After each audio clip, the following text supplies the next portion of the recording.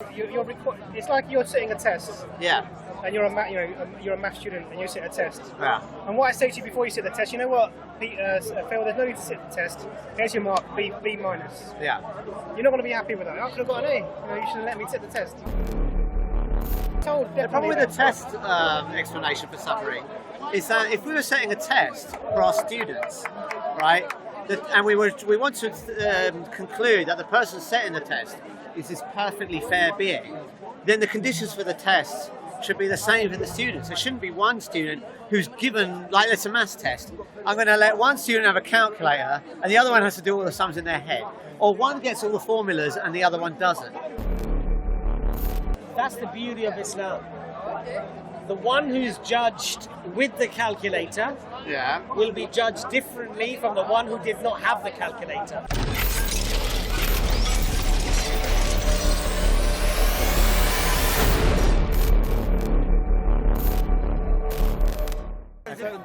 Okay. So if you look at all of these studies, what they look at is correlation. Because one thing you said really tellingly in your explanation, when you cited all of these experiences, as you said that they're trying to look at subjective experience. Yeah. And the problem is that we can't do that. So what we have to look for is we look for correlation. And the way the correlation is exactly as you say, we stimulate a certain nerves and certain neurons in certain places, and we look for a response. And then we use our experience as a first-person human subjective conscious experience, and then we superimpose that upon whatever we're seeing. Yeah. That's really problematic because this is where we are, by definition, one step removed from the actual experience that the animal is having.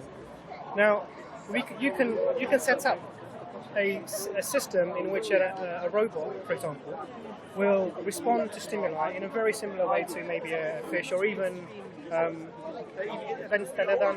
What do they call those?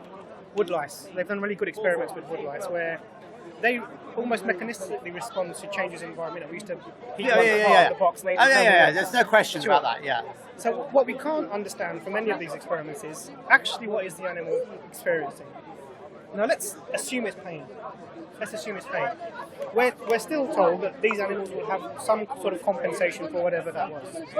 Okay. Do you understand? So that's a conversation argument. Let me just respond to what your point, and then we can go on to the conversation argument. So one was, there's a correlative. So the correlation. So I agree, we can never know the subjective experience of another conscious being.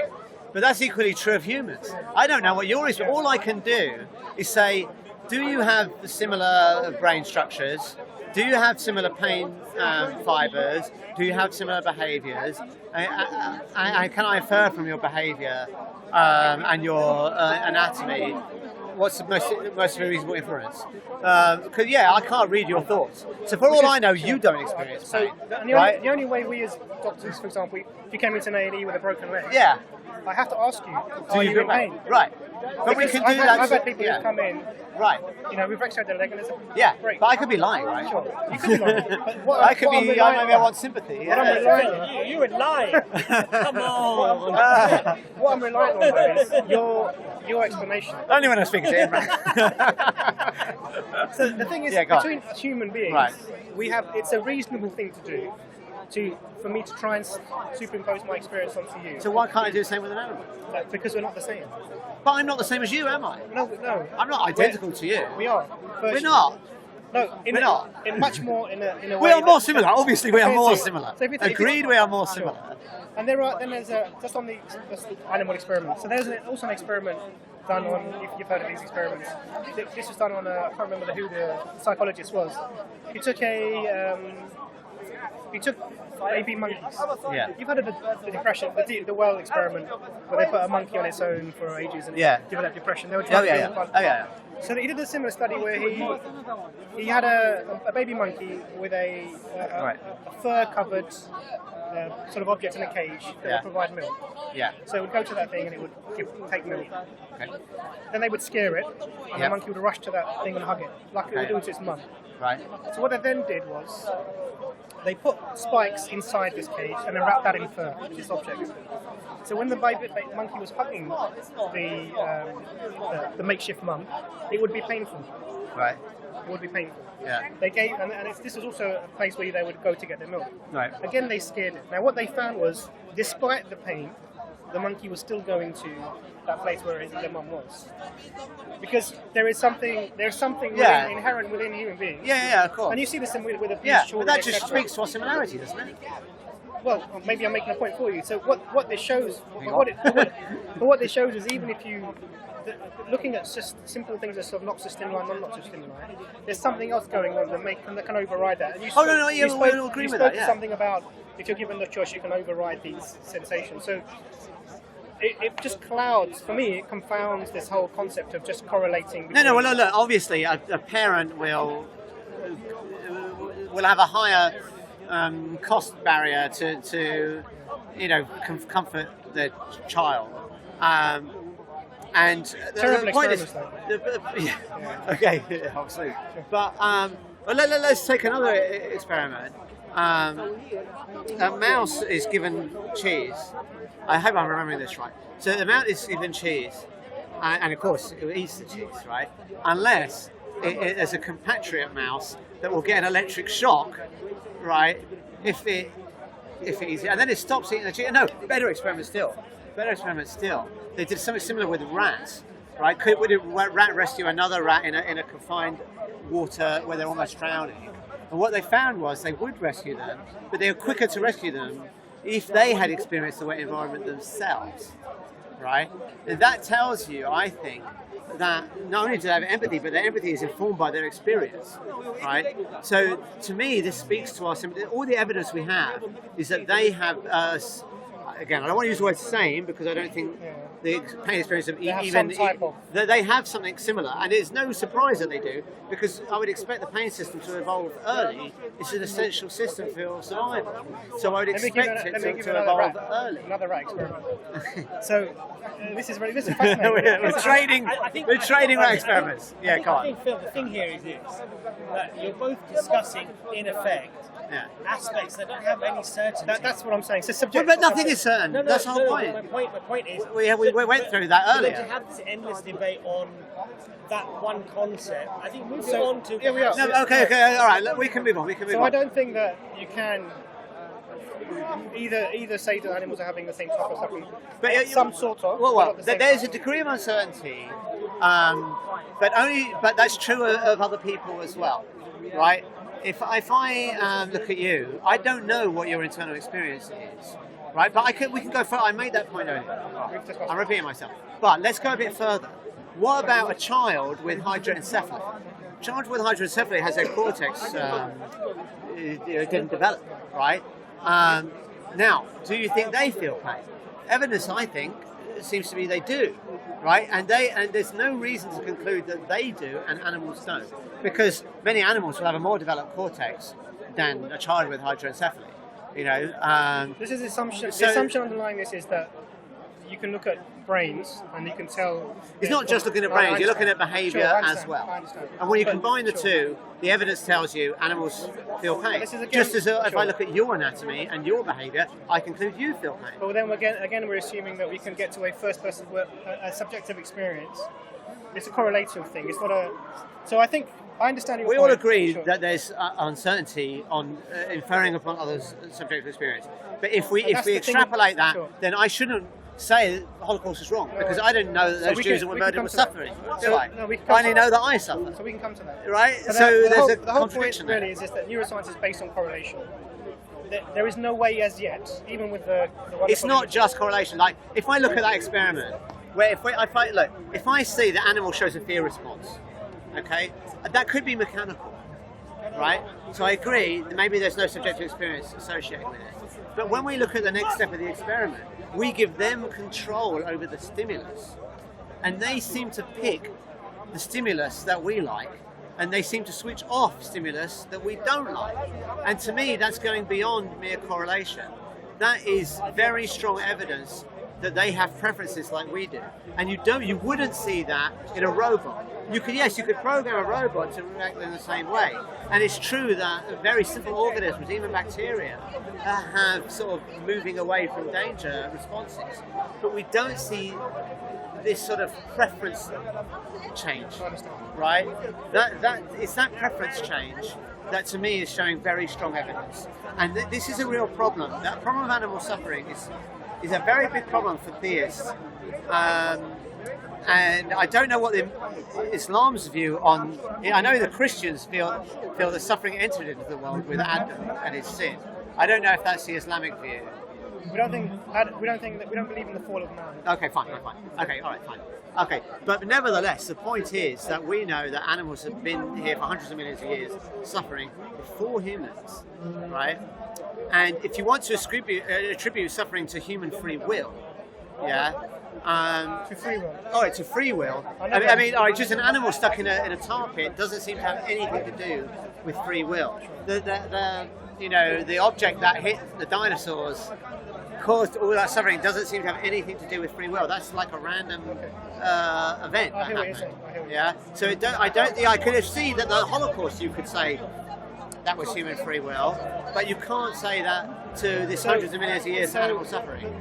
So we disagree on this. So I believe that this correlation, we cannot equate the two types of suffering together. I'm not saying there's no suffering, but there's equity in that this is Alright, do you want to go to the conversation then?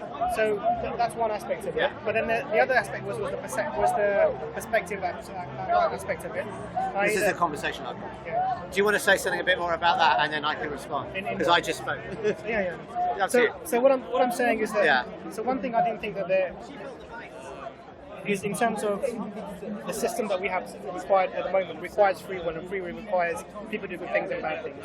Now, in terms of natural suffering, for example, animals, etc., we believe that these animals are compensated in some way for this, and also that this is not the same as you or I would be suffering. That's probably just a position without any way of verifying it. We've discussed that. Let's move on to that. That's fine. So the other aspect of it, actually, you're going to go.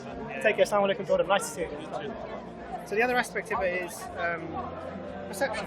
So our experience goes on beyond this. And there's a very famous hadith of the Prophet, peace be upon him, and I'll explain it to you. So he says that God will take someone who has suffered all their lives, and it will dip them for a moment in the paradise, and they will say, "I've never known suffering." And they do the opposite. You take someone who has had everything in this world, and he would dip them in the hellfire. And Okay, so it's like they've never known suffering. Okay. And that comes with the time of experience. So that can change your perception of what's happening. Okay. So the problem I have with this argument, let's imagine that I kept you in a basement for 20 years and I, did horrible things to you, and then you're a doctor. I've escaped, right? Let's say it's me. I've escaped. I come to you. And you say, "Don't worry. I could give you a treatment where you'll forget that you suffered." Right? Now that would be good. That might be a good thing to forget that you suffered, but it doesn't explain. It doesn't make the suffering right. Like in particular, God could give you the compensation without you suffering. Right? So let's take another example. Right? Let's suppose that I raped a bat. Right? Excuse me. I know. It's terrible, right? A terrible thing. It would never happen. It wouldn't happen. It wouldn't happen. I want to make it clear it would not happen, right? And let's suppose. It would definitely never happen. I was caught, and I said to him, "Okay, how much compensation do you need to set us straight?" Nothing would be enough. Right. Nothing would be enough. No for amount you. you can give me with compensation. But let's suppose someone said, "I want $10 million," right? I said, "Okay, here's $10 million, right?" Okay, they're compensated. It doesn't change the fact that their suffering shouldn't have happened. So their suffering should not have happened. It wasn't right that the suffering happened in the first place. So the point is, God can give you the compensation whether you suffer or not. So if He's going to give you these great goods in heaven, right, then He could give you those without you suffering. So the compensation doesn't explain the suffering. We've hit on a key point now. How are you able to say that it was not right for it to happen? On what basis are you saying? Okay, because I suffer and I don't want to suffer. Okay. So that's it. There's no regard for the purpose of the system at all. If I suffer and I know that my suffering is bad, it's a reasonable inference for me to say other people's suffering is bad. Does all suffering lead to harm and negativity? You'll have to give me definitions of suffering and harm that are different. You have a tooth that's gone septic. Yeah. It stays in, you die. They pull it out, it's going to be very painful. Yeah. And a lot of blood everywhere. Right. that you live. Yeah. You will have to go through that suffering Right. to get that point. So so this is the argument that you need to go through this because some greater good. Now the issue is... The problem is, for a doctor, so if I went to Imran and I said, fix me, I'm in pain, and he said, I can fix you, I can stop you dying, but this operation is going to hurt. So maybe we're back in the 18th century and he has to saw my leg off or something, right? Now... Sorry? Still do that. Without an anaesthetic. With you, Phil, maybe he'd give you a water injection and say, all right, Phil, here we go. But this is interesting. Suppose he did that, right? I would say Imran does not look perfectly good. Because if he saw my leg off and he didn't give me an anaesthetic, and he could have, then we would say Imran should be struck off, right? That's bad. He could have given him an anaesthetic. Now God, he's not restricted. Maybe the doctors in the 18th century, they didn't have anaesthetics, so they had no choice but to let you go through the pain, right? But God is not restricted in that way. He doesn't have to let you go through the pain. There is an issue, and the issue is that if you're not allowed to do the action that would be negative, for example, how then can you be prosecuted, let's use those terms, for that action? Well, you wouldn't. No, if you couldn't do it, then you wouldn't be prosecuted. Yeah. Absolutely. So it's all you have to. It's like you're sitting a test. Yeah. And you're a math student, and you sit a test. Yeah. And what I say to you before you sit the test, you know what, Phil, there's no need to sit the test. Here's your mark, B minus. Yeah. You're not going to be happy with that. I could have got an A. You should have let me sit the test. So for me to judge you fairly, in a just way, what was required is that you actually do the test. Okay, so you're saying it's a test now? That's a different thing to compensation. So this is multifaceted. Yeah, no, that's fine. I'm just trying to delineate the issue. The problem with the test explanation for suffering is that if we were setting a test for our students, right, and we want to conclude that the person setting the test is this perfectly fair being, then the conditions for the test should be the same for the students. There shouldn't be one student who's given, like it's a maths test. I'm going to let one student have a calculator and the other one has to do all the sums in their head. Or one gets all the formulas and the other one doesn't. We would say, well, that's not fair. The teacher's a bitch. Right? And that's exactly what we see in the world with suffering. Some people seem worse suffering than others. It doesn't seem like a fair test. That's the beauty of Islam. The one who's judged with the calculator will be judged differently from the one who did not have the calculator. But that seems to me like a sort of self-reinforcing delusion. Like, whatever happens, I'm going to say it was fair. Like, even if it appears, what you're saying is, although it might appear to be not fair, it will be fair. But then, like, there's nothing you can say when you observe the world about whether God exists or not, because anything that appears to be the case, really there's a deeper truth. Phil, that's the problem. You see, when the mother takes the 3-year-old to the dentist to have that tooth pulled out, that 3-year-old has no concept of understanding what's going on. They're going to be screaming and kicking and scratching, even whilst they've been explained why they're taking the tooth out. You understand? We are 3-year-olds here, trying to understand. Speak for yourself. No, trying to understand. Trying to understand.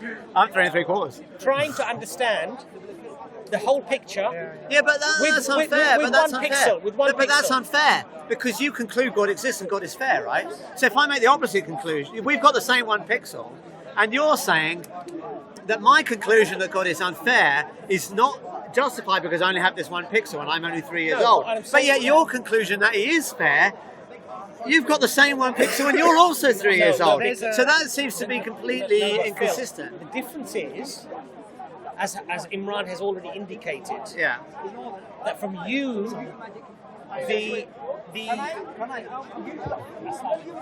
for you, the very foundation that you build your argument and your assumptions from are to deal with just this life and this life alone. And so I'm giving you that there could be an afterlife. So what I'm saying to you, Phil, I'm going to give you that for the moment, right? And that what I'm saying is that doesn't help, because if you've got this compensation right? The compensation doesn't. The example that I gave is I'm trying to show that the compensation doesn't change the fact that you suffered unnecessarily. It might make it better, but it doesn't. It doesn't change the fact that you suffered unnecessarily. And a perfectly good God shouldn't allow unnecessary suffering. This is the other thing. So you attribute unnecessariness to it, and a required part of the system. In a place where you're tested, in a place where there's free will, these suffering will happen. There's no doubt about that. So it becomes. But there is, because hang on, do you have free will in heaven? Yeah. Are you going to suffer in heaven? No. No, but what you're doing is you're taking two different setups and you're equating them. Why should I be like, if you don't see a blatant contradiction? No, not at all.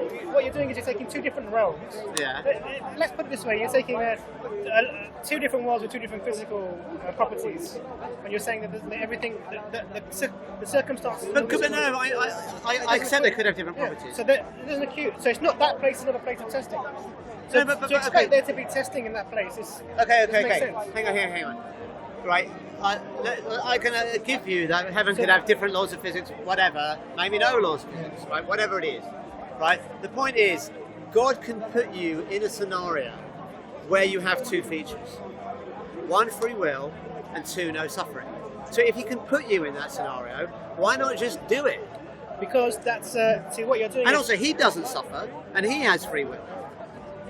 So why can't He create other beings that also are the same?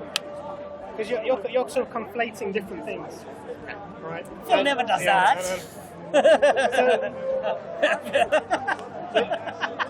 The system here, the system we have here is we're being tested, and in that test you're given the free will to make a choice between right and wrong. The suffering or evil, however you want to problem evil, only has meaning in a theistic universe. In a universe where there is no creator at all, which is the position you're coming from, if animals suffering or not suffering, it doesn't mean anything. Why doesn't it mean anything? Because it's ultimately in the starkness of the universe, it has no value at all. Why? Why would it have value? They suffer, they don't like it, so it's bad. So what? What do you mean bad? Well, I'm saying, we all agree that we don't like our own suffering. So we would prefer not to suffer. Yeah. Right? So there's a clear preference for a situation where there isn't suffering. Right? So if we say, and also, I think there's an internal contradiction. So let's suppose I give you your assumption. So I don't grant the assumption, but let's suppose I did grant the assumption that only in a theistic universe could it be meaningful. We still have the same problem. Yeah. Okay, let's suppose I grant theism, right? And I say, okay, so now I can have my morality and I can call things good or bad. I'm still faced with the fact that God seems to allow bad things. So I'm left in an internal contradiction. Can I just say one thing? Right? Very quickly. Yeah? Phil, if I said to you, I'm going to prick your finger, Yeah. and for the compensation for that pricking of your finger, you will be the owner of the entire London, and every building, every business, everything that there's in there, you'll get that. Would you accept me pricking your finger? Can I? All right, let me answer that. I'm asking you a question. The answer is yes, I would. Right. But let me respond, because I know where you're going with this. And let's just suppose that you were going to give me the London already. Yes. And then you prick my finger. I could still go, what? Why did you prick my finger? You could have given me London anyway. I set the rules up. No, I know. But the problem is, why, if you could have given me London, why couldn't you just give me London? Because that's my Why rules. did you have to prick my finger? It seems like there's something sadistic in you. No. If I'm going to say you're perfectly good, yes, right? You gave me London, great thing, very nice. I would love to own all of the buildings in London. Wow, wouldn't that be brilliant, right? Now, if you were going to do that, right, and I'm trying to judge, are you perfectly good, right? Well, you gave me London, that's very good, but you also pricked my finger. Why the hell did you do that? You could have given me London without pricking my finger. But bringing it back to That's the whole point. Bringing it back to the point that we're saying. Yeah.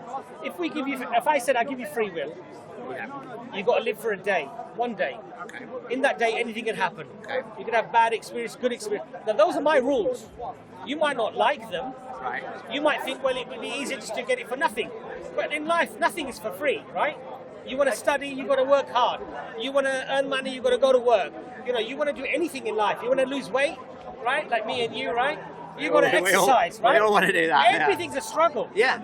Everything requires work, effort. Has bad and good, right? Yeah. Now, if I said to you, okay, you've got to live for a day, if you're a good person, you get the whole of England. But you know, you might have a toothache in that day. You might have. And if I said to you, but that's my rules now, and you've accepted my rules, and we believe, in fact, when Allah creates all of creation, all of the offspring of Adam, we've had this covenant with God already. We agreed to this covenant to God. This is what we believe, and that's why we believe. How did we agree? I never agreed to it. No. This is the point. This is from a theistic point of view. We believe that we already had this covenant with God, and it was our choice, basically, that we will have this life and we will lead our lives according to. And so what did Allah say? Allah said, we sent you messengers, warners, people to make sure you don't go astray, that you don't have these problems, right? Now, however, during that one day, if you had the toothache and you had this, and the day was ended, now the day's ended, right? Yeah. I said, there you go, mate, there's the keys to England. Right. Would you complain to me about the toothache or the headache? If you could have given me the keys to England without the toothache... Really? You wouldn't? Yeah. You wouldn't even think about it. Let's put it this way, right? Let's put it this way. Imran's a doctor, right? Well, he's not a dentist, but let's say he's a dentist. People think I am, though. They think you are. Okay, so let's suppose... he's a doctor, right? So let's suppose he can give me some treatment. He's not a surgeon, but he can give me some treatment with painkillers or without painkillers. Now, I'm going to be grateful for the treatment with or without the painkillers. But if he gives it to me without the painkillers, and he could have given it to me, if he could have given me a painless cure or a painful cure, he could have given me either, right? If he gives me the painful cure, I might still be grateful that he gave me the cure, but I might question whether he's perfectly good. And the claim is here, God is perfectly good, right? So if he can give you this compensation, this is the whole point. In earthly matters, right? If I compensate you because I did some crime to you, right? I'm giving up something. Yeah, I've got a finite amount of resources. So we can see that there's some constraint on my compensation. But God doesn't have that. He can give all the compensation he likes without there's an issue this. with the analogy. It seems to be that what you're suggesting is that paradise or whatever is given to you as a compensation for your suffering, and that's not the case. It's a reward for your obedience. The suffering happens as a consequence of being in the world, in a system which there is morality, freedom of choice. Now, so your reward is being given the choice to obey the Creator, etc. If you choose to obey the Creator, it might be difficult for you. So we see, for example, if you go to China, there are Muslims who are being put into camps, etc. Whatever that might be happening. Now, I would say that is horrendous. Just for the camera, of course, the whole world should be getting upset about this. It's appalling. I agree with you completely. Now, the suffering that people are going through is because of the choices that they've made. You're not being rewarded for the suffering, but you're being rewarded for your choices that you've made, the obedience that you have. The suffering is a consequence of what you've chosen to do. Well, a lot of suffering isn't, right? Clearly, the Jews didn't choose to be massacred in the Holocaust, the choice was to be Jewish. No, you couldn't choose. No. You could have said the Nazis didn't care about theology. They thought it was a racial thing. I mean, there's no racial. The whole concept didn't make sense. You couldn't have said to a Nazi, "I'm an atheist," or "I'm converted to Protestant." Well, they were mostly Lutherans, right? I guess, or Protestants. I'm converted to Protestantism. Don't kill me. I mean, the Nazi wouldn't give a shit. So that's not true. Less. That's not true. Because many Jews, you have to remember, were from Khazars, from the Russian converts. They were not ethnically Semites. No. I'm not saying they were ethnic. I'm saying the Nazis saw that they were wrong. That they thought it was an ethnic thing. It was religion. No, but you don't. Not ethnicity. No, to them it was ethnicity. I'm not saying they were right. Of course they were wrong. There's no notion of ethnic. You're right. There were a lot of converts, but they didn't see it that way. Is my point. You couldn't.